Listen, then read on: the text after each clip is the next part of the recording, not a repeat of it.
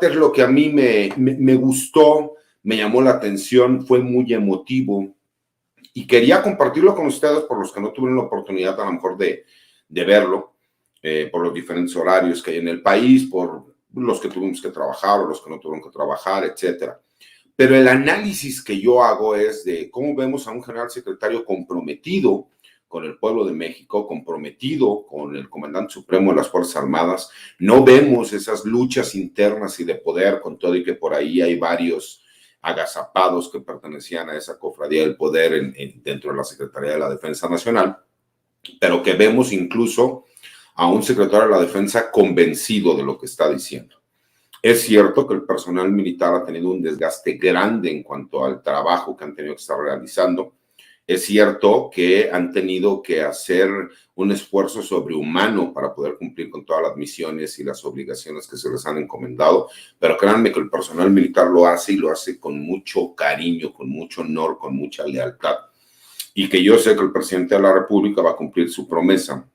de que se le van a aumentar los sueldos, empezando por los de más abajo, que es el personal de tropa, hasta llegar a los de más arriba, que son los generales. Y eso lo vemos, bueno, pues en el momento en que ya empieza a funcionar el Aeropuerto Internacional Felipe Ángeles, y en cuanto veamos que el Tren Maya empieza a funcionar, esos gananciales, por supuesto, se verán las mejoras del pago de los haberes, sobrehaberes y el haber de retiro del personal militar, en donde ya no serán una carga presupuestal para el país, y que entonces sí veremos la oportunidad de que se le recompense de forma correcta al personal en el activo, pero sobre todo al personal que se encuentra en retiro, porque no es justo que personal militar que dio su vida, que dio su juventud, que lo hizo de forma leal y valiente, cuando pasan al retiro sean olvidados y que la realidad es que no alcancen los sueldos y la pérdida de a lo mejor esos derechos que tenían cuando estaban en el activo. Cuando termina el discurso del general secretario Luis Crescencio Sandoval, invitan al presidente de Cuba para que haga un discurso. Quiero hacer un comentario y espero que la gente no me lo tome a mal, pero siempre he pecado de ser demasiado franco. Yo fui un gran admirador de Fidel Castro cuando él fue revolucionario. Pero cuando él llega al poder, realmente hubo muchas cosas que él hizo que no estuve yo de acuerdo. Tan es así que yo no conozco Cuba en lo personal, porque no he querido ir a Cuba mientras yo considere que mis hermanos cubanos a lo mejor no han tenido las oportunidades que nosotros como mexicanos hemos tenido.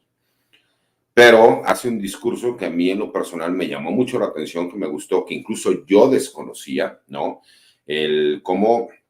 Cuba y México están hermanados desde hace muchísimos años, cómo Cuba y México han participado juntos al grado de que Cuba participa en las diferentes luchas y guerras independistas que ha tenido México a través de su historia. Él viene a recordarnos cómo hemos sido hermanos, ¿no? de lucha de toda la vida, y que si bien es cierto hay muchas cosas a mí del gobierno cubano que no me gustan, tenemos que reconocer que un país chiquitito ha tenido siempre el yugo de la máxima potencia mundial económica y militar, como lo es Estados Unidos. Y que al estar siempre encima con estos embargos, pues por supuesto que ha terminado generando que las condiciones de vida en Cuba no sean las más propicias para que una persona pueda desarrollarse. Hay muchas cosas que son buenas, hay que reconocerlo, pero hay muchas cosas con las cuales no estoy de acuerdo. Y de ahí pasamos al presidente Andrés Manuel López Obrador, que hace un discurso que a mí me gustó muchísimo porque, siendo muy políticamente correcto,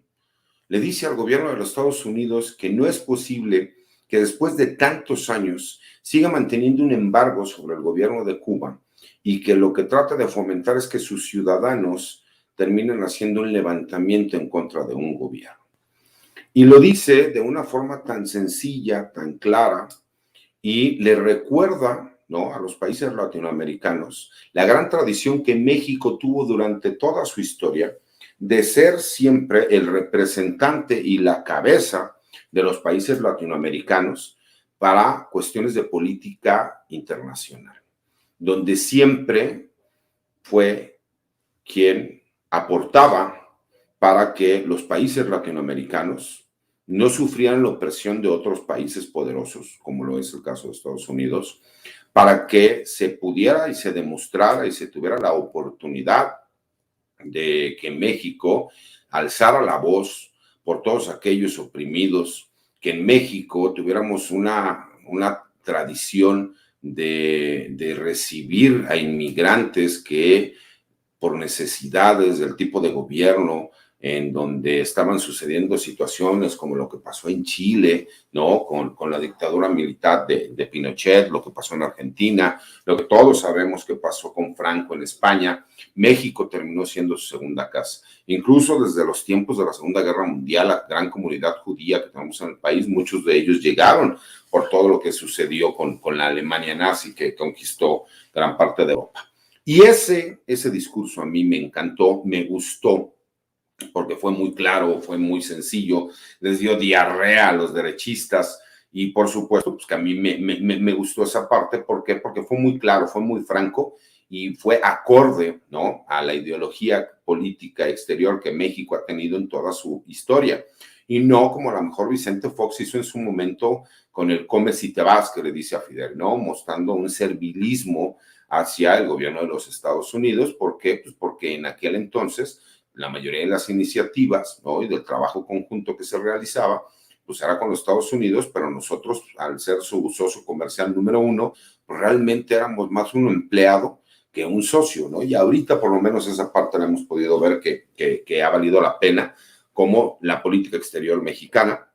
Podemos estar de acuerdo, no podemos estar de acuerdo, pero el respeto que se le tiene que dar a un invitado como el que se está haciendo, en este caso como el presidente de Cuba, como ya lo dije, no estoy de acuerdo con muchas cuestiones de cómo se maneja el gobierno cubano, pero sí el respeto que se le tiene que dar a un mandatario internacional cuando es invitado del pueblo de México y además cuando estamos escuchando un presidente humanista que lo que dice es: ¿por qué no terminas tú, Estados Unidos, con el bloqueo para que podamos tener una América libre, ¿no?, y una comunidad latinoamericana libre? Y creo que eso es lo más importante del mensaje. Hay una columna que escribe un buen amigo mío, que es un gran periodista, que se llama El Desfile Militar, que se llama Jorge Alejandro Medellín, ya lo hemos tenido de invitado, y él en el blog de información militar y de seguridad nacional Campo Marte escribe una columna que se llama El Desfile Militar, y hay algunos puntos de su columna que quiero retomar porque a mí me gustaron mucho. El desfile militar estaba programado para iniciar a las 11 de la mañana, pero como se dio estos discursos previos, que no me había tocado nunca verlos, lo iniciaron a las 10 de la mañana para que a las 11 en punto el general Gabriel García Rincón, que es el actual oficial mayor de la Secretaría de la Defensa Nacional y comandante de la columna del desfile, solicitó la autorización al presidente de la República y comandante supremo, Andrés Manuel López Obrador, para comenzar el despliegue de las tropas que ocupaban la plancha del Zócalo. Y ahí nos empieza a hacer una relatoria en donde inicia este desfile militar con el desfogue que dio muestras de una escuadrilla de 9 aviones PC-7 Pilatus y TCC Texan 2. Hacían un pase sobre el lugar, rompiendo la formación para hacer una flor de lis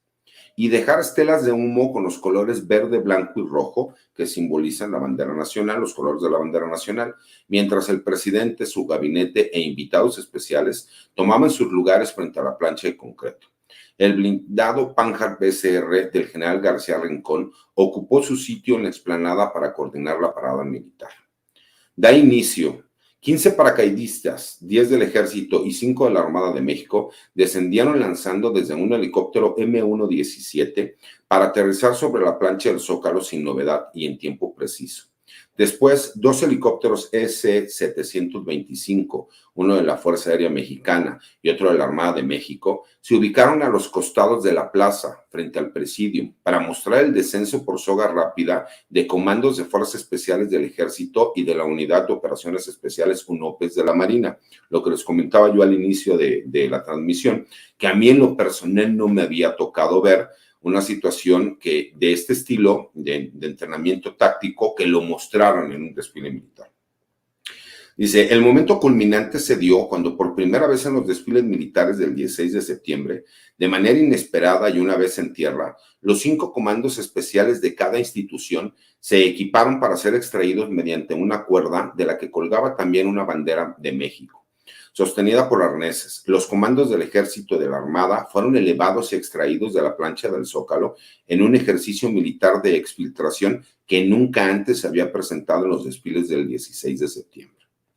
Frente a Palacio Nacional desfilaban las banderas trigarantes, los carros alegóricos, mostrando parte de los avances y proyectos tecnológicos del ejército, de la Fuerza Aérea y de la Marina, mientras en el cielo la escuadrilla Mamut, integrada por un avión C-130 Hércules y un C-295W Caza, eran escoltados por 3 jets F-5E, FE y FEA-401 de la Fuerza Aérea Mexicana. En tanto, los contingentes militares de los 13 países amigos invitados, como ya lo escuchamos en el discurso del general secretario, que vinieron de Francia, Marruecos, Bangladesh, Colombia, Belice, Italia, Gran Bretaña,